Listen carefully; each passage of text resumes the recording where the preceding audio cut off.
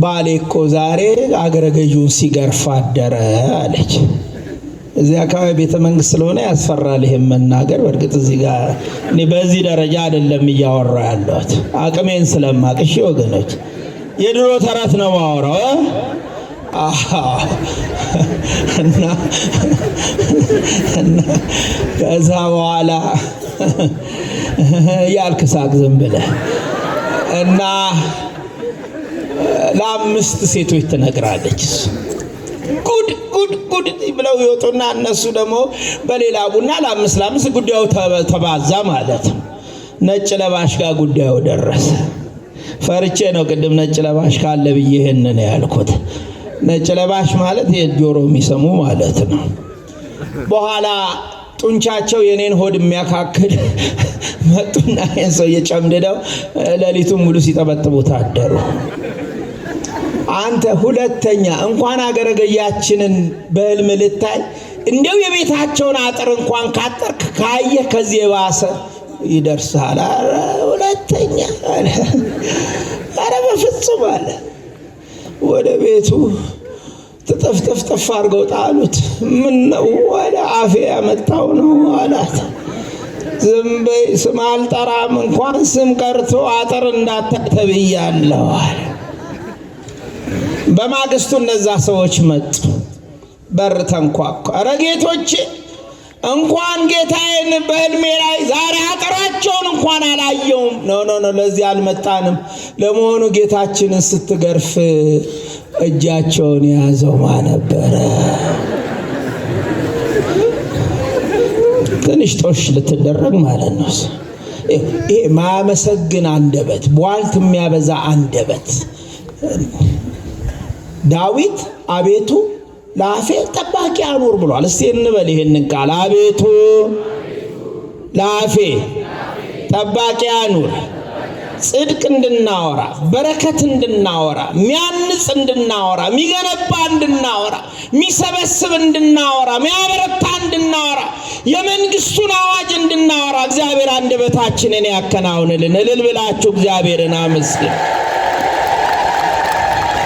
ግዴላችሁም ባሎች ሚስታችሁን ውዴ በሏት፣ እሷም የኔ ውድ ትልህና ጧት ጥሩ ቁርስ ታበላሃለች አልኳቸው። አንዲት ሴትዮ መጣችና አባታችን አለች፣ ይገርሞታል ውዴ አለኝ እኮ ባሌ እስከ ዛሬ ብሎኛ አያውቅም ነበር የሚለኝ። እንደውም በዛ በፈረንጅ ሀገር ጥሩ ነው መጣ ልቡ ባይገናኝም አንደበቱ ይገናኛል። ስዊት ምናምን ይባባላሉ፣ ሃኒ ይባባላሉ። እኛ እንኳን ይሄ ብዙ አልጻፈብንም። አንቺ ነው ብዙ ጊዜ የሚቀናል፣ አንተ ነው የሚቀና። እንደው አባታችን ከተጋባን 15 ዓመት ነው ውዴ ሲለኝ ልቤ ትርክክ አለ እና ምን አልሽው አንቺ? ውድዬ ያልኩት እኔ ነው። ደስ አይልም ማለት እና እንዴት አይነት ቀን አሳልፋችሁ አልኳት። የተባረከ ቀን በትዳር በረከት ውስጥ ከሚስት ጋር ተያይዘን ተመስገን ለማለት አሁን 200 ምናምን ሺህ ብር እንደሰጡት ሰውዬ የመጣን ልንኖር እንችላለን። ትዳር መከራ ሆኖብን ውጋት ሆኖብን ኧረ ልንል የመጣን ልንኖር እንችላለን። ወይም በብዙ አይነት አኗኗር ውስጥ የመጣን ልንኖር እንችላለን። ግን ማንን ነው ተመስገን ምንለው? ይቺ ሴት ዘመረችው አብራ መዝሙር ከኑሮዋ ጋር በሰውኛ ቋንቋ የሚገጥም አልነበረም። ሰው ለምኖ ፍርፋሪ ይዞ ቸርነት ነው ያደረሰኝ እስከ ዛሬ ላመስግን የኔ ጌታ በዝማሬ እንዲህ የደረሳችሁ እልል ብላችሁ እግዚአብሔርን አመስግን። መስገን አንዱ መራራ ስር በሕይወታችን ውስጥ እንዲያድግ ከሚያደርጉት ትልቁ ችግር ይሄ ነው። እናቶች ጸብ ሲመጣ አማቱ፣ ወንዶችም እንደዛ አትተናነቁ። ብችሉ እጃውን ይዛችሁ አባታችን ሆይ ለማለት ሞክሩ። አምናለሁ ብዙ የእግዚአብሔር ያልሆኑ መራራ ስር በውስጣቸው የበቀለ ሴቶች እንዳሉ። እንደውም አንድ ታሪክ ትዝ የሚለኝ አንድ ቀን ሰይጣን መጣ አሉ ሰዎች በተሰበሰቡበት። ሰው ሁሉ ጠፍቶ ሄዳሉ። አንድ ወንድ ብቻውን ቀረ። እንዴት አትፈራም? አውቀኸኛል ወይ ማን እንደሆንኩ አለው። አውቄሃለሁ። ማን ነኝ እኔ? ሰይጣን ነህ። እንዴት አወከኝ? አይ ከእህት ጋር በአንድ ቤት ለ10 ዓመት አብረን ስለምንኖር ነው። ሚስቱን ማለት ነው። ገብቷችሁ? ወንዶች ሳቃችሁ አይደል? ደስ አላችሁ። እግዚአብሔር ይርዳችሁ። እናንተን እንደ ሳራ ያለች ሚስት ይስጣችሁ። ገር የሆነች ሴት ይስጣችሁ። እሺ ባይ ታዛዥ ደግሞ እናንተ የምትወዷት ሚስት ይስጣችሁ። ስለዚህ መጽሐፍ ሰላምን እንድንከተል ይነግረናል። ሰላም በረከት አለው። ምን ይላል? ቁጥር 11 ላይ ከክፉ ፈቀቅ በል መልካምንም አድርግ ሰላምንም እሻ ተከተለው ብሎ ይነግረናል። ሰላምን ከፈለከው ሰላም ይመጣል ማለት። ብዙ ሰባኪዎች እንደነገሯችሁ አስባለሁ። እቺ ቤተክርስቲያን ሲመጡ እኛ የሚጋጩ ሴትዮ በመቋሚያ በቦታ በምን ጸልዩ በእንተ ሰላም ሲባል ጸልዩ በእንተ ሰላም ሲል ዲያቆኑ በአራት ማዕዘን እኛ እንዲህ እያልን እንሳለም የለ። እሳቸውም ወደ ቄሶቹ ወደ ወንዶቹ አሉና ወደ ሴቶቹ ዞር ሲሉ የተጣላትን ሴትዮ አዩ። አንቺን አይደለም አሏት። ምን አሏት? ያቺ ሲዋዛ መሰለቻችሁ? ድሮም ያንቺን አልፈልገም። ሰላም እንዲህ እኮ ነው ማምላክ። በጣም ቀላል ቋንቋ እኮ ነው የምነግራችሁ። ከሰጠህ ይሰጣል፣ ካቀበልክ ትቀበላለህ፣ ካቀረብክ ይቀርብልሃል። እጅ ከነሳ እጅ ትነሳል። ፍቅር ከሰጠ ፍቅር ትቀበላለህ። ጸብ ካወጅክ፣ ምክንያቱም ሰው ሁሉ የዘራው ምን ያደርጋል? አንድ ላይ ንገሩኝ፣ ምን ያደርጋል? አሁን ነዶአችንን እኮ የመከራ ነዶ ተሸክመን ይኸውና ግጭቱ፣ ዘረኝነቱ፣ ብሔርተኝነቱ ይኸው ታቅፈን የምንዞረው እኮ ቀደም ብሎ እኮ የተዘራውን ነዶ እኮ እኛው ያረግነውን ይዘን ስለምንዞር።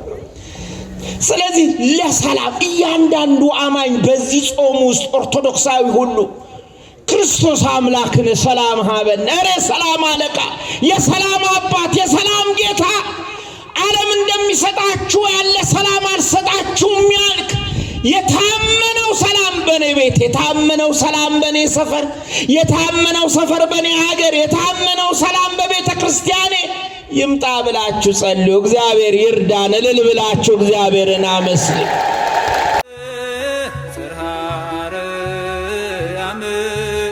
ክብርሽ ገናና ነው ለዘላለም። መራራ ሥር በሚል አጠር ያለች ለቁመቴ የወንጌል ሐሳብ ነግራችኋለሁ።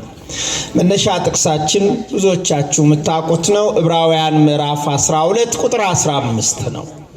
ቅዱስ ጳውሎስ የእግዚአብሔር ጸጋ ለማንም እንዳይጎድለው ይላል። የእግዚአብሔር ጸጋ ሲጎድል ክርስትናችን ጎደሎ ይሆናል።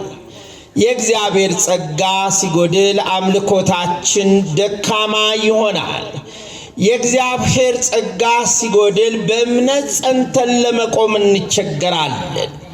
የእግዚአብሔር ጸጋ ሲጎድል እኔነት ይበዛል፣ ትምክህት ይበዛል፣ መታበይ ይበዛል፣ በስራዬ ማለት ይበዛልና የእግዚአብሔር ጸጋ ለማንም እንዳይጎድለው ብዙዎች የሚረክሱበት አንድ መራራ ሥር ወደ ላይ በቅሎ እንዳያስጨንቅ ብሎ ለዕብራውያን ሰዎች ይህንን መልእክት ጽፏል።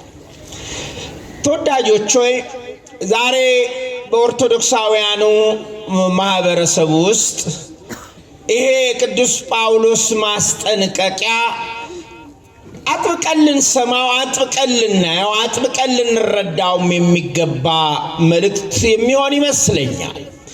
ምክንያቱም ይሄ መራራ ሥር በለምለም አፈር ውስጥ ተደብቆ ስር ሰዶ ስር ምሶ ሌሎቹን ተክሎች አጨንግፎ እሱ እያቆጠቆጠ እየወጣ ሁለንተናን የሚቆጣጠር በመሆኑ የመራራ ሥር ማደግ የሚሆኑ ምልክቶች በእያንዳንዳችን ኑሮ ውስጥ ዛሬ እንደ ቀልድ እየታዩ ይገኛሉ። መራራነት እውነት ነው ከትንሽ ይጀምርና ነገር ግን ልክ እንደ አረም ስፍራ ወስዶ ብዙ ቦታን አካሎ ግንኙነትን፣ ህብረትን፣ ቅድስናን፣ መንፈሳዊነትን ሁሉ አዳክሞና አበላሽቶ በአምልኮት መልክ ብቻ እንድንጓዝ ሕይወትን በክርስቶስ ያለንን እምነት የሚያቀጭጭ ክፉ ሐሳብ ነው። ዛሬ ሁላችሁም እንደምታውቁት ብዙ የመራራነት ስር ምክንያቶች እንዲያቆጠቆጥ ምክንያት የሆኑ ብዙ ሐሳቦች፣ ብዙ ያኗኗር ዘይቤዎች በእኛ ውስጥ ይታያሉ። ነው ቀለል አድርጎ አማርኛዬን ሳላከብድ እንድትረዱት ለመራራ ስር ማደግ ምክንያት ከሚሆኑ ጉዳዮች መካከል እኒህ ሰባቱ በጣም ጽኑ የሆኑ እውነት ናቸው። ብዙዎቹን ያጠቃልላሉ። የመጀመሪያው ይቅርታ ለማድረግ ነው። ይቅር ከማለት ይልቅ በቂም መያዝ። ይሄ የኢትዮጵያችን ታሪክ ነው። ዛሬ ያለፈ የሄደ ያሁኑ የሚመጣውንም ቂም በመቋጠር በመተንተን በመፍታት በመዘርጋት በማወጭ እርስ በርሳችን እየተላለቅንበት እየተጎዳዳንበት ያለው መራራ ስር ይቅር አለማድረግ ነው። ይቅር አለማለት ነው። እግዚአብሔር ልቦና ይስጠለሁላችሁ። ሁለተኛው ቅናት ነው። መጽሐፍ ቅናት አጥንትን ታነቅዛለች እንዳለ ዛሬ በዚህ ማህበረሰብ ውስጥ ሌሎች በሚገጥማቸው በጎ አኗኗር ወይም ስኬት ወይም በረከት የተሻለ ሕይወት፣ የተሻለ ትዳር፣ የተሻለ ኑሮ፣ የተሻለ የትምህርት ደረጃ ብዙዎቻችን እንዳጋጣሚ ወይም ከኛ የስንፍና ሕይወት የተነሳ በዚህ መስመር ውስጥ ባለመሆናችን በቅናት መንፈስ የሚያሰው እጅግ ብዙ ነው። ቅናት አጥንትን ማንቀዝ ብቻ ሳይሆን የመራራ ስር መገለጫ ዋነኛው ይሆናል። ተደጋጋሚ ብስጭት፣ ኩራት፣ አሉባልተኝነት፣ የምስጋና እጥረት። እስቲ ተመስገን በሉ ሁላችሁ። ድምጻችሁ ያንሳል። ተመስገን በሉ። ለምን መሰላችሁ ተመስገን በሉ ምላችሁ? የብዙዎቻችን ሕይወት በተለይ በአሁኑ ወቅት በምሬት የተያዘ፣ የምሬት ምክንያቶቻችን ደግሞ አንዱን ነክቶ ሌላውን የሚተው ሳይሆን እንደ ሰንሰለት የተሳሰረ ማህበረሰብን ሙሉ የዋጀ የነካ የዳሰሰ የዳበሰ ብዙ ምሬቶች በሕይወታችን ውስጥ ገጥመውን ተመስገን ለማለት ሰይጣን አንደበታችንን ይይዘዋል። እስቲ ድገሙና ተመስገን በሉ። ብዙ ቦታ እናገረዋለሁ።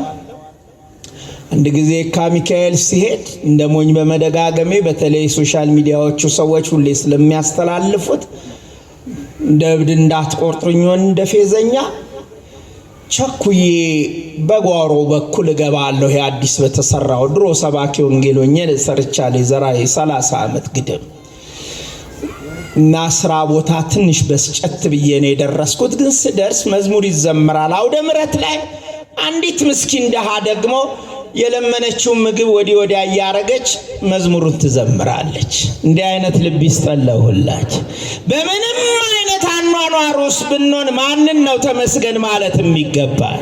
ድገሙልኝ። ማንን ነው? ከፋን እንኖራለን፣ ተደሰትን እንኖራለን፣ ያገኘን እንኖራለን፣ የጨበጥነው የጠፋብን ወይም ያጣነው እንኖራለን። በትዳር በረከት ውስጥ ከሚስት ጋር ተያይዘን ተመስገን ለማለት አሁን 200 ምናምን ሺህ ብር እንደሰጡት ሰውዬ የመጣን ልንኖር እንችላለን። ትዳር መከራ ሆኖብን ውጋት ሆኖብን እረ ልንል የመጣን ልንኖር እንችላለን። ወይም በብዙ አይነት አኗኗር ውስጥ የመጣን ልንኖር እንችላለን። ግን ማንን ነው ተመስገን ምንለው? ይቺ ሴት የዘመረችው አብራ መዝሙር ከኑሮዋ ጋር በሰውኛ ቋንቋ የሚገጥም አልነበረም። ሰው ለምኖ ፍርፋሪ ይዞ ቸርነት ነው ያደረሰኝ እስከ ዛሬ ላመስግን የኔ ጌታ በዝማሬ እንዲህ የደረሳችሁ እልል ብላችሁ እግዚአብሔርን አመስግን።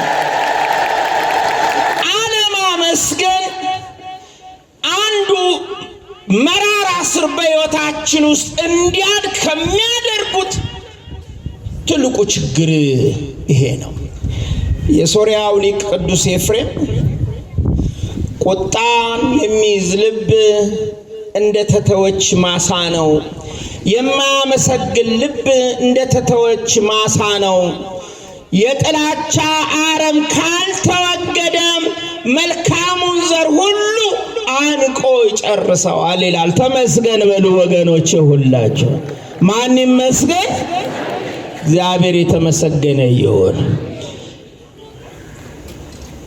ይሄ መራራ ስር እንደ ሀገር፣ እንደ ቤተ ክርስቲያን፣ እንደ ማህበረሰብ፣ እንደ ትዳር፣ እንደ ቤተሰብ፣ እንደ ጓደኝነት እየተስፋፋ ከመጣ የሚፈጥራቸው በጣም መጥፎ ነገሮች አሉ። አንዲት ሴት ብዙ ጊዜ በጎ ነገር ስላላ በቢሮዋ ቀድማ ገብታ ቢሮዋን አሳምራ ምን ብላ ጥሩ መዓዛ ሰጥታ ጓደኞቿ ሲመጡ በደስታ ያን ቢሮ ወደውት ይቀመጣሉ።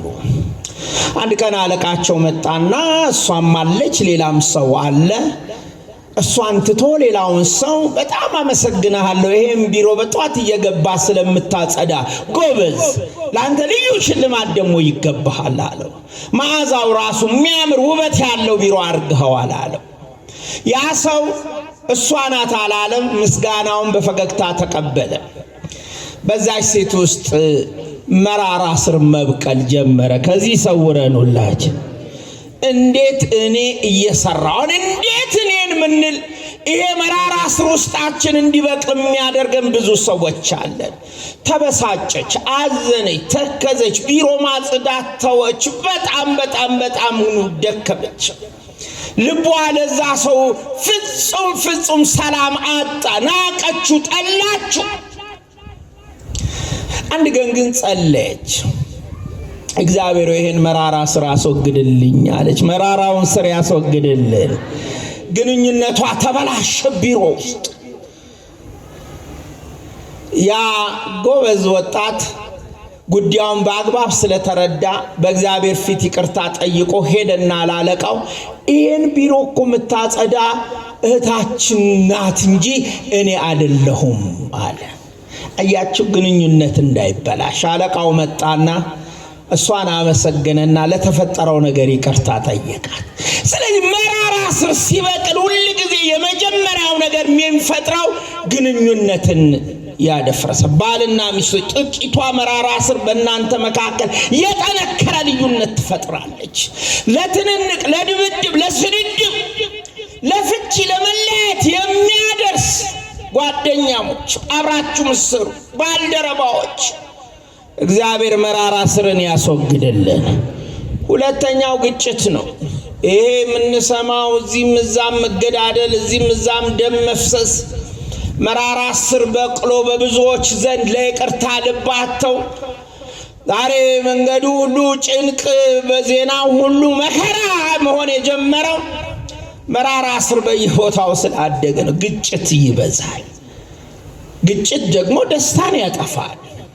ደስታ ሲጠፋ ደግሞ መንፈሳዊ ድክም፣ የተጣላ ሰው፣ የተጋጨ ሰው፣ ቂመኛ ሰው፣ ሰውን በጥላቻ የመረዘ ልብ ለጥቂት ደቂቃ በርከክ ብሎ መጸለይ አይችልም። እግዚአብሔር ይርዳን ሁላችንን። ምክንያቱም ያ መራራ ስር ነው ፊታችን እየመጣ የሚደቀነው፣ የሚታየን፣ የምንመለከተው ማለት ነው። የማህበረሰብ ጉዳት፣ የጤና ችግር ደግሞም በረከትን ያጠፋል።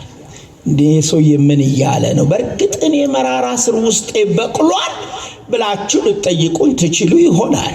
አዎ እኔ ምልክቶቹን ነው ምነግራችሁ። ምልክቶቹ ካለባችሁ ጸልያችሁ ሂዱ። እግዚአብሔር ይርዳን ሁላችን። መራራ ስር ሰው ውስጡ እየበቀለ እየገዛው መሆኑን የሚያሳዩ መንፈሳዊ ምልክቶች አሉ። ልክ ሐኪም ለአንድ የሰውነት ህመማችን ምልክት ይሆናሉ ብሎ የሚገምታቸውን እየዘረዘረ እንደሚነግረን ወይም እንደሚጠይቀን ሁሉ የእግዚአብሔር ቃልም ሰው በመራራ ስር እንደ ኤሳው ዝሙትም ሊሆን ይችላል፣ ርኩሰትም ሊሆን ይችላል፣ ጸብም ሊሆን ይችላል፣ ሐሜትም ሊሆን ይችላል፣ ሟርትም ሊሆን ይችላል፣ የሰው ገንዘብ መውሰድም ሊሆን ይችላል፣ ዘረኝነትም ሊሆን ይችላል፣ ውስጥ መመረዝም ሊሆን ይችላል። ምልክቶቹ ግን እነዚህ ናቸው። ይቅርታን አለመቀበል። እግዚአብሔር ይቅርታ ልብ ይስጠን። እስቲ ከኔ ጋር በሉ፣ ይቅርታን አለመቀበል። በደልን መቁጠር። በደልን የሚቆጥር ሰው፣ ይቅርታን ማይቀበል ሰው ውስጡ መራራ ስር አድጓል። የማያቋርጥ ቁጣ፣ መጮህ፣ መራገም፣ መተንኮስ፣ በአሽሙር ሰውን መውጋት የመራራ ስር ምልክቶች ናቸው። ብስጭት፣ ጥቂት ለማመስገን የምህረት አይን ማጣት። እንዴት ተወዳጆች በእግዚአብሔር ቸርነት በእኛ ጉልበት እዚህ የደረስ ነው። እስቲ ንገሩኝ፣ በማቸርነት እቺ ጥቂቷ ነገር ተመስገን ለማለት ምክንያት ትሆነናለች። ስሙ ለዘላለም የተመሰገነ ይሁን። ተመስገን ለማለት ምክንያት ትሆነናለች። አያችሁ፣ ጥላቻ፣ ንዴት፣ ምህረትን ማጣት፣ ከእግዚአብሔር መራቅ፣ የጸሎት ድካም፣ የመንፈስ እርካታ ማጣትና ተደጋጋሚ የማይፈታ ግጭት ውስጥ ምንገባ ከሆነ መራራ ስር ይዞናል ማለት ነው። አንቆናል፣ አድጓል፣ ሰፍቷል፣ ስፍራ ይዟል፣ ስር ሰዷል፣ ቦታ አካሏል። ለክርስትናችን፣ ለማህበራዊ ግንኙነታችን፣ ለትዳርም ቢሆን፣ ለስራም ቢሆን፣ ለአብሮ አደግነትም ቢሆን፣ ለኮሚቴ ስራም ቢሆን፣ ለመንፈሳዊ ሐሳብም ቢሆን እነዚህ ነገሮች እንቅፋት ናቸው። እንዴት እናስወግዳቸው? የሚገርም ነው። ይህንን የመፍትሄ ሐሳብ የቅዱስ መጽሐፍ የምነግራችሁ ከአንደኛ ጴጥሮስ ምዕራፍ 3 ከቁጥር 8 እስከ 12 እና ሁለት ጥቅስ ደግሞ ከቅዱስ ጳውሎስ መልእክት ጨምሬ እጨርሳለሁ። የመጀመሪያው የሌላውን መከራ የራስ ማድረግ። እስቲ ከኔ ጋር በሉ፣ የሌላውን መከራ። ድምፅ ያንሳል። የሌላውን መከራ የራስ ማድረግ። ሰው መራራ ስር ውስጡ እንዳይበቅልበት የሌላው ሰው ችግር፣ የሌላ ሰው ረሃብ፣ የሌላው ሰው ደም መፍሰስ፣ የሌላው ሰው መፈናቀል፣ የሌላ ሰው ሕመም፣ የሌላ ሰው ፍትህ ማጣት፣ የሌላ ሰው መራብ፣ የሌላው ሰው ቤት መፍረስ፣ መፈናቀል በኔስ ቢሆን ብሎ የሚያስብ ከሆነ ልቡ ገር፣ ታዛዥ፣ ይቅር ባይ፣ ምሕረት የሚያውቅ ሌላውን በጸሎት የሚያስብ ይሆናል። ሐዋርያው እንዲህ ነው የሚለው፣ በመጨረሻው ሁላችሁ በአንድ ልብ ሁኑ ይላል። ቁጥር 8 ላይ ነው። የሌላውን መከራ እንደ ለራሳችሁ ለእናንተ እንደሚሆን አድርጉ፣ እንደ ወንድማማች ተዋደዱ፣ ሩሩዎች ሁኑ፣ ትሑታን ሁኑ ይላል። የሌላውን መከራ የራስ ማድረግ። የጎረቤት የትዳር ግጭት የኔስ ቢሆን ብለህ በጸሎት አስብ። የጎረቤት ልጅ መበላሸት የኔስ ልጅ ቢበላሽ ብለህ በጸሎት አስብ። የጎረቤት በረከት ማጣት በኔስ ቤት መጥቶ ቢሆን ብለህ አስብ። የመንደር ሁከት፣ የመንደር ጸብ፣ የሀገር ሁከት፣ የሀገር ጸብ በኔስ ቢሆን ብዙ ሰዎች ዛሬ የሌሎችን መከራ የራስ ለማድረግ ጆሮአቸውን ደፍነዋል፣ ጆሮአቸውን በጥጥ ደፍነዋል። እንደውም የሰው መጎሳቆል፣ የሰው መፈናቀል፣ የሰው ሞት፣ የሰው መከራ፣ የሰው ችግር ላለመስማት እምቢ ያለ ብዙ ትውልድ የበዛበት ዘመን ላይ ደርሰናል። እግዚአብሔር ልቦና ይስጠለሁላችሁ። እምቢ ብለናል። በራሳችን ኮንፈርት ዞን ውስጥ ነው ያለነው። ጉዳዩ እኛ ጋር አይምጣ እንጂ፣ ጉዳዩ እኛን አይዳስ እንጂ፣ ጉዳዩ እኛን አይንካ እንጂ የሌላው ችግር የሌላው መከራ ማያሳስበው ትውልድ በስቷል። ይሄ የዚህ የኒው ጄኔሬሽን የአዲሱ ዘመን ትውልድ የአልፋ ጄኔሬሽን ትውልድ የዚህ የኤአይ ትውልድ ውጤት ነው። ሰዋዊነት እየጠፋ ለሰው ማዘን እየጠፋ የሌላውን መከራ የራስ ማድረግ እንደ ነውር ብቻ ሳይሆን እንደ ኀፍረት የሚቆጥሩ ብዙዎች እንዲበዙ ሆነዋል። ደጉ ሳምራዊ ትዝ ይላችኋል። የወደቀውን ወንበዴ የደበደቡትን ሰው አንስቶ ለአስታማሚ ሰጥቶ አክሞ ቀሪውን ጊዜው እንዲያሽሉት ነው ጌታ በሉቃስ ወንጌል የነገረን። ዛሬ ዘጉድ ሰመርቲያን እያለ ዓለሙ ሁሉ በጎ ማድረግን ምሳሌ ያደረገው ዘሩ ሃይማኖቱ አካባቢው ከማይገናኘው ሰው ጋር ዘሩ አካባቢው ሃይማኖቱ የሚገናኙ ጥለውት ሲያልፉ እሱ ግን ሰዋዊነቱ ይዞት የሌላውን መከራ የራስ አድርጎ ተቀበለ። እንዲህ አይነት ልቦና ይስጠለሁላችሁ። ለሚከብዳችሁ አውቃለሁ። ይሄን ለማድረግ እየተጨነቅን ስላለ ትናንት የትግራይ ጦርነት የኛም ጦርነት ነው ብለን ብንጸልይ ሱባኤ ብንገባ እግዚኦ ብንል ዛሬ በሰሜኑ በአማራው ዛሬ በኦሮሚያ አካባቢ ዛሬ በሌላው ጋር የምንሰማው ግጭት እግዚአብሔር ያቆመው ነበረ። ዛሬም አልረፈደም። ማረን እንበለው። የሌላውን መከራ የራሳችን እናድርግ። እግዚአብሔር መከራን ሁሉ ከሀገራችን ያርቅልን። ክፉን በክፉ አለመመለስ በቀሌ ማን ነው? ብድራቱን ማን ይከፍላል? መጽሐፍ እንዲህ ይላል ቁጥር 9 ላይ አንደኛ ጴጥሮስ ምዕራፍ 3 ቁጥር 9 ክፉን በክፉ ፈንታ ወይም ስድብን በስድብ ፈንታ አትመልሱ፣ በዚህ ፈንታ ባርኩ እንጂ በረከትን ልትወርሱ ለዚህ ተጠርታችኋልና ይለናል። ተወዳጆች ተናግረው የሚያናግሯችሁ ጮኸው ያስጮኻችሁ ተንኩሰው ወደ ትንኮሳ የሚመሯችሁ ሰድበው የስድብ ቃል እንድታወጡ የሚያደርጓችሁ ገፍተው በግፊያ ውስጥ ኃይል አምጥታችሁ እንድትጋፉ የሚያደርጓችሁ ብዙ ጉዳዮች ቢኖሯችሁም በቀልን ግን ለእግዚአብሔር ስጡ። በቀል የማን ነው ወገኖች? እግዚአብሔር ሲመታ ጠላትን ስፍራው አይገኝም። እግዚአብሔር ሲመታ ጠላትን አሁን በቀደም ያከበርነው የህዳር ሚካኤል ታሪክ ትዝ ይላችኋል። የእግዚአብሔር መልአክ መጀመሪያ ህዝቡን ከፊት ሆኖ ይመራ ነበር። የእግዚአብሔር ህዝብ ከኋላ ጠላት እየበረታበት ሲመጣ ሙሴ ዝም በሉ እናንተ አትጨነቁ፣ ወደ ኋላ አታፈግፍጉ፣ አትማረሩ፣ አትጠራጠሩ፣ እግዚአብሔር ስለናንተ ይዋጋል። ስሙ ማን ይባላል? እግዚአብሔር ይባላል ካላቸው በኋላ የእግዚአብሔር መልአክ ፊት ለፊት የነበረው ሄደና ከእግዚአብሔር ህዝብ በኋላ ሆነ። የኋላን ጠላት ጋረደ። ቅዱስ ገብርኤል ይጋርድልን። የኋላችን ማናቀው ብዙ ሴራ፣ ብዙ መከራ፣ ብዙ እቅድ፣ ብዙ ጥፋት፣ ብዙ ጠላት፣ ብዙ አድማ፣ ብዙ አስጨናቂ ነገር አለብንና ቅዱስ ገብርኤል ከኋላችን ይሆንልን።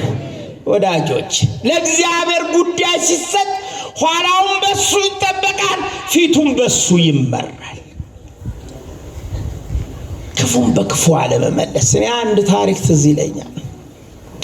አንዲት ሴት ነበረች ይላል አንድ መጽሐፍ ላይ ሳነብ። ደግናት፣ የተራበ ታበላለች፣ በቤቷ መስኮት ላይ ህብስት እየጋገረች ታስቀምጣለች። ድሆች መጥተው ይወስዳሉ። አንድ ግን መንደሯ ቅርብ ላይ ያለ ምስኪን ሁሉ ቀን ህብስቱን ሲወስድ አንጎራጉሮ ይሄዳል፣ አያመሰግንም። አንድ ቀን ተበሳጨች። እንዴት አያመሰግነኝም አለች። በስጦታችን ምስጋናና በረከቱ ከማን ነው የሚገኘው? ከእግዚአብሔር ነው። ብድር ከፋይ ማን ነው? አዎ፣ ግን ጠላት አእምሮዋን ነካው። ደም ይህም ባለጌማ ካላመሰገነኝ በሱ ላይ መርዝ እየገለዋለሁ አለች። እግዚአብሔር ከዚህ ሰውረን ነው። የእግዚአብሔር መንፈስ ግን ልቧን መለሳት። ይመልሰን ሁላችንም። አማተበችና በስማም እንዴ ምንስ ባይለኝ ብድራት የእግዚአብሔር ነው ብላ እንደውም ተለቅ ያለ ህብስት ከሌሎቹ ጋር አግራ በመስኮት ላይ አኖረችለት። እንደተለመደው መጥቶ ወሰደ። ልጇ ለረጅም ጊዜ ንግድ ሄዶ ቀርቶባት ነበርና ቁጭ ብላ ስትተክዝ ቤቷ ተንኳኳ። ስትከፍት ተወዳጁ ልጇ አንድዬ ልጇ ፊቱ ጎስቁሏል፣ ሰውነቱ ከስቷል፣ ልብሱ ተበጣጥሷል፣ አቅም አጥቷል፣ ደክሟል። እማዬ ብሎ ድግፍ ብሎ በሷ አቅፎ በመከራ እዛ ቦታ መድረሱን ነገራት። የባህር ወንበዴዎች እንደዘረፉት እንደደበደቡት ንብረቱን እንደቀሙት እናት ደረቷ ላይ አርጋ አለቀሰች። ለመሆኑ እንዴት እዚህ ደረስክ አለች። እማዬ አላት፣ ያኛ ሰፈር ያለው ድሃ መራመድ ሲያቅተኛ አይቶ አሳርፎ የሚጣፍጥ ህብስት ሰጥቶ ጉልበት እንዳገኝ አድርጎ ውሃ ጠጥቶ እሱም በመብላቴ እዚህ ደረስኩኝ አለ። ያ ህብስት የማ ህብስት ነበረ? የማ ነበረ? እያችሁ በጎነት ሁል ጊዜ በበረከት ይከፈለናል። ያደርግልን ለሁላችን። በጎነት ቤቱ ጋር እንደሚከፈለን፣ በጎነት ምን ቀን እንደሚደርስልን፣ በጎነት የትኛውን የተሰበረ ድልድይ እንደሚያሻግረን፣ በጎነት የትኛውን የጨለመ ቀናችንን ብርሃን እንደሚያደርገው፣ በጎነት የትኛውን በሾክ የታጠረ ህይወታችንን ነፃ እንደሚያደርገው ስለማናት ሁል ጊዜም ክፉም በክፉ መመለስ ትተን መባረክ ማመስገን በጎ መስራት በህይወታችን ሲኖር መራራው ስር ከህይወታችን ይጠፋል። እግዚአብሔር ይርዳን ሁላችን። ሶስተኛው ፈጠን እያልኩ ነው። መራራ ስር እንዲጠፋ አንደበታችንን እንግዛ። ከኔ ጋር በሉ፣ አንደበትን መግዛት በሉ። ምንን መግዛት? የዛሬ ዘመን አንደበት በጣም ከባድ ሆኗል። ድሮ ሐሜት ነበር ባክቢቲንግ የምትሉት። ዛሬ ነገር ዓለሙ ሁሉ ይሄ አልፋ ጄነሬሽን ላይ ስለደረስን በዚህ ሞባይል ላይ እየተጻፈ በዚህ ሞባይል ላይ በኤአይ እየተሰራ የሚፈለገው ይሰደባል፣ የሚፈለገው ይራገማል፣ የሚፈለገው ይተቻል፣ የሚፈለገውን ነገር ይደረጋል። እግዚአብሔር አንደበታችንን ያከናውንልን። እግዚአብሔር አንደበታችንን የሰጠን እንድናመሰግን እንድናከብረው በእግዚአብሔር ሐሳብ የተሞሉ ቃላቶችን እንድንናገርበት ነው። ቁጥር 10 ላይ ምን ይላል? ቅዱስ ጴጥሮስ የመዝሙረኛውን ዳዊትንም ቃል ተውሶ ነው። ሕይወትን ሊወድ መልካሞችንም ቀኖች ላይ የሚፈልግ ሰው ምላሱን ከክፉ ከንፈሮቹንም ተንኮል ከመናገር ይከልክል ይላል። እግዚአብሔር አንደበታችንን ያከናውንልን። የሚራገም አንደበት መራራ ስር የበቀለበት ነው። ክደት የሚያወራ አንደበት መራራ ስር የበቀለበት ነው። ባልንጀራን ምሎ የሚክድ አንደበት መራራ ስር የበቀለበት ነው። ዋሽቶ የሚያጣላ አንደበት መራራ ስር የበቀለበት ነው። ስለዚህ አንደበታችንን እግዚአብሔር ያከናውንልን። ተወዳጆች ሆይ አንደበት ክፉ ነው። ሰውየው በህልሜ የአገረ ገዢውን እጅ አስሬ ስገርፈው አደርኩ ብሎ ለሚስትየው ይነግራታል።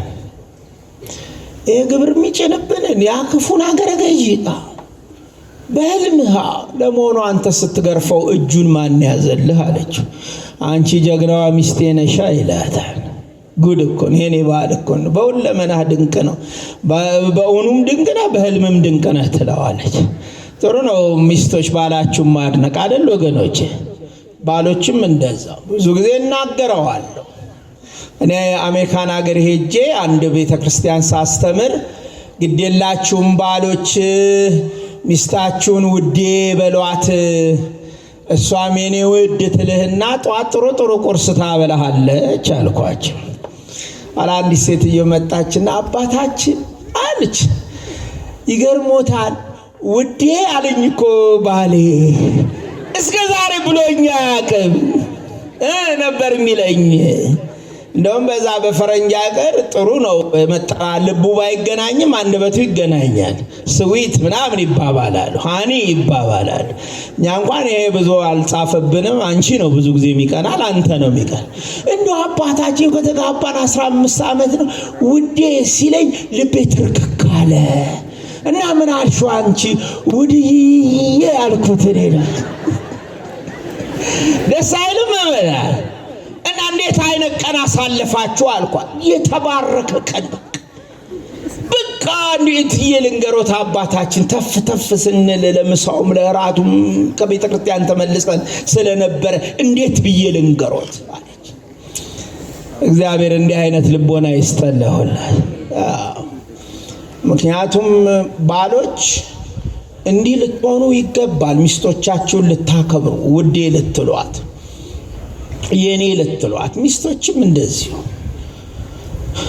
ስለዚህ ይሄ ሰውዬ ይሄንን ሲላት ወደ ስራ ሲሄድ እሷስ ጥሩ አፍ ያላቸውን ጎረቤቶቿን ጠራችና ባሌ እኮ ዛሬ አገረ ገዢውን ሲገርፍ አደረ አለች።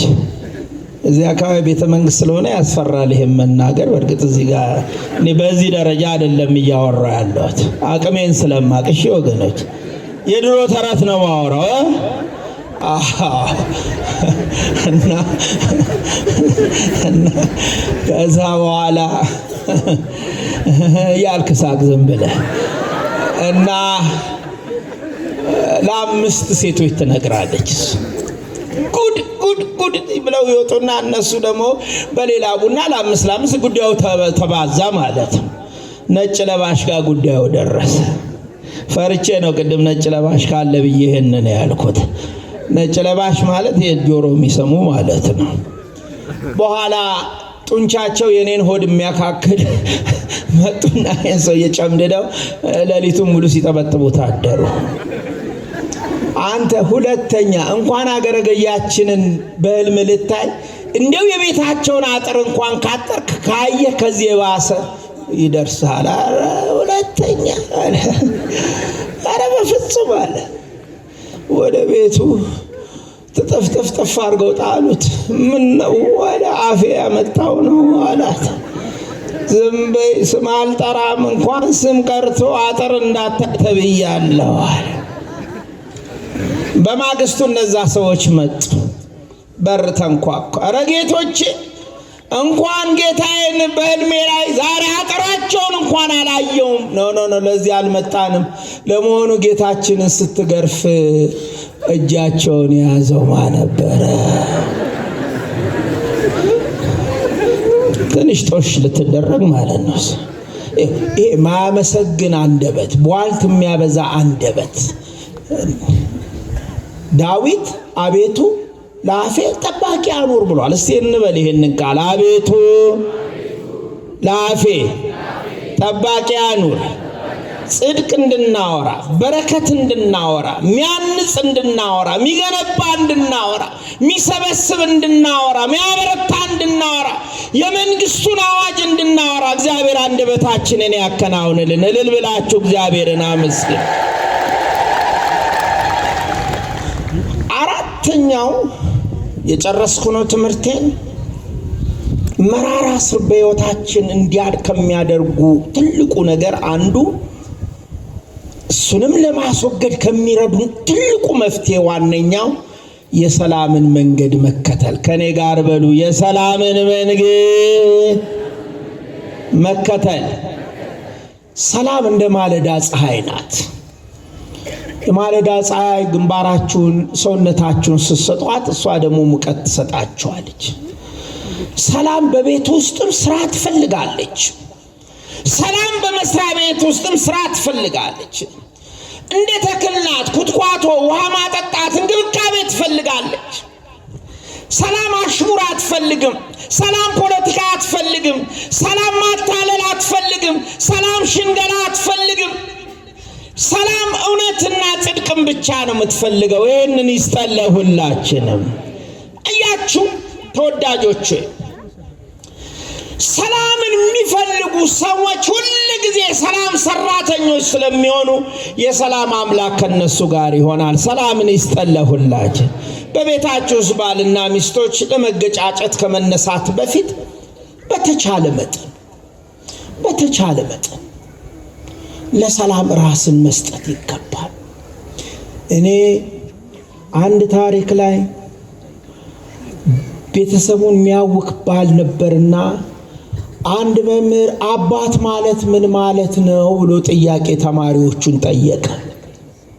ወንዶች በማርያም ስሙኝ በደም እና ሁሉም እንደ አባታቸው አይነት እንደ አባታቸው ጠባይ ደጉንም ተንከባካቢውንም ኮርኳሚውንም ምኑንም ጻፉ። ያው ሁላችንም ባደግንበት አይነት ያንዱ ጽሑፍ ግን መምህሩን እንደው ቀልቡን ሰረቀ።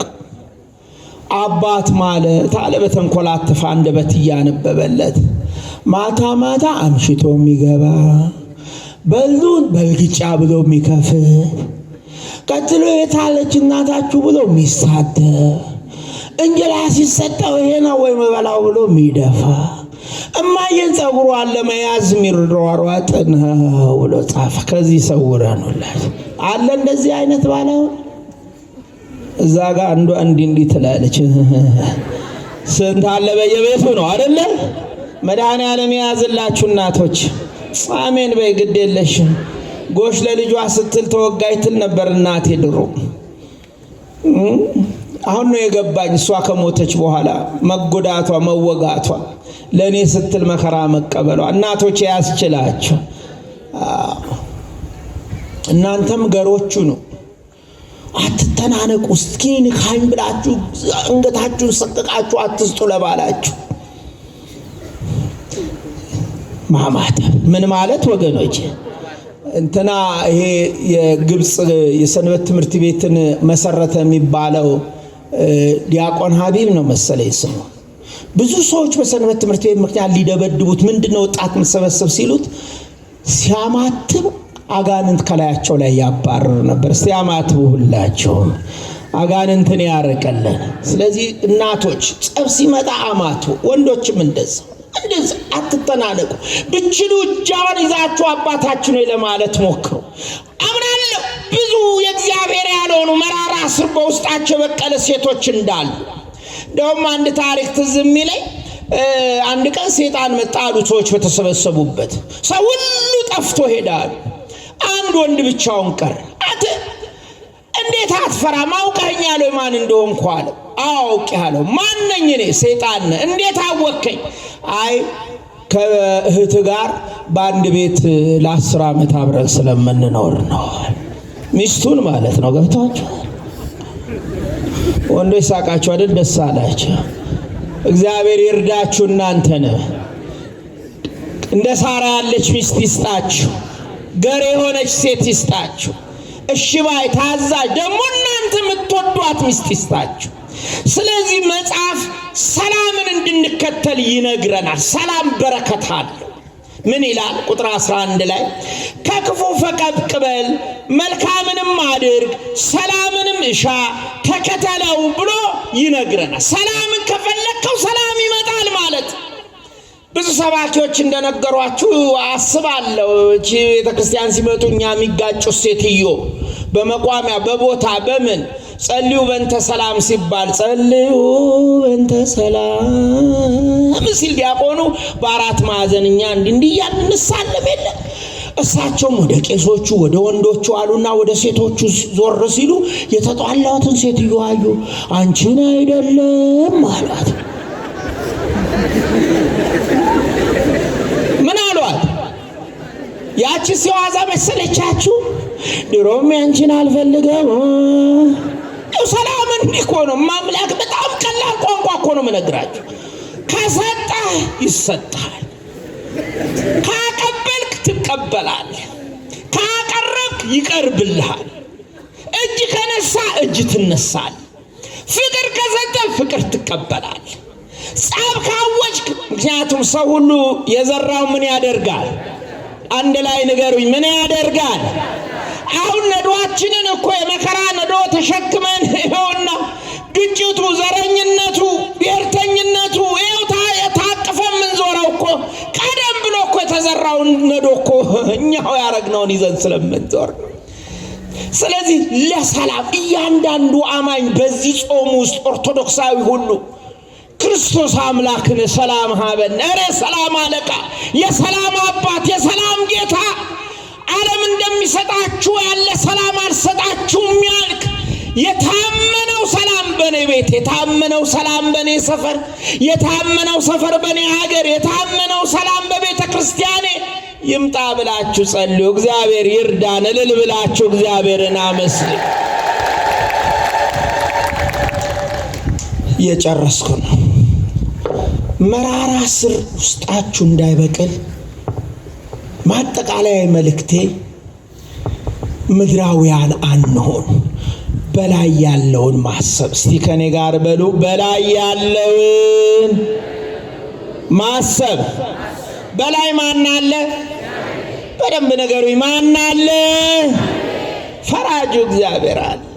ለሁሉ እንደየስራው የሚሰጠው የገደለውንም የበቀል ዋጋውንም የሚሰጠው ፍትህ ያጣመመውንም ዳኝነቱን የሚያሳየው በላይ ማን አለ?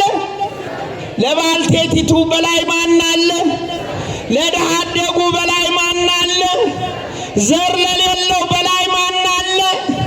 ነገድ ለሌለው በላይ ማን አለ? ባለስልጣን ለሌለው በላይ ማን አለ? እረ በላይ ላለው ልልብላችሁ ምስጋና አቅርቡለት። በላይ ያለው የረዳችሁ ድገሙና ልልብላችሁ አመስግኑ። በላይ ያለው ከክፉ ሁሉ ያስመለጣችሁ ልልብላችሁ አመስግኑ። ሰው ሁሉ ቀን ክፉ ሲነገስ ሲመጣ ወደ ላይ ማየት ከቻለ ክፉን ከማድረግ እየተቆጠበ ይመጣል። በስራው ሁሉ ውስጥ፣ በበደል ውስጥ ሁሉ፣ በርኩሰት ውስጥ ሁሉ፣ በማናቸውም አኗኗር ውስጥ እግዚአብሔር አለ የሚል ሰው ሁሉ ጊዜ በምድር ላይ በጎ ኑሮን ይኖራል። ያደርግልን ለሁላችን። አባታችን ርዕሰ ርዑሳን እርሶን የመሰሉ መነኩሴ ሲጸልዩ እንዲደርብ ላይ ወጥተው አንድ ሌባ ቤታቸው ገብቶ ዳዊቱን መስቀሉን ጥርግርግ አድርጎ ሊወጣ ሲል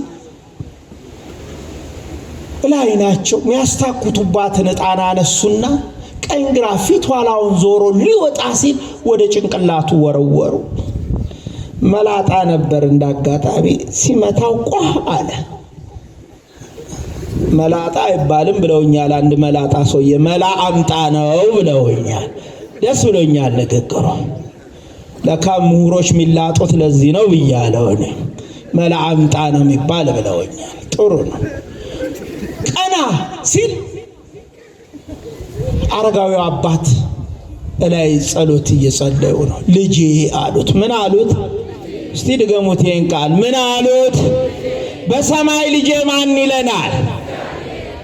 የኃጢአት እቅድ፣ የኃጢአት ፕላን፣ የርኩሰት ፕላን፣ የመርዛማነት ፕላን፣ የዘረኝነት ፕላን፣ የስርቆት ፕላን፣ ፍትህ ማጣት ፕላን፣ ቤተ ክርስቲያንን የመጉዳት ፕላን፣ የኑፋቄ ክደት ፕላን ላቀድን ሁሉ በሰማይ ልጄ የሚለን ምን አለን?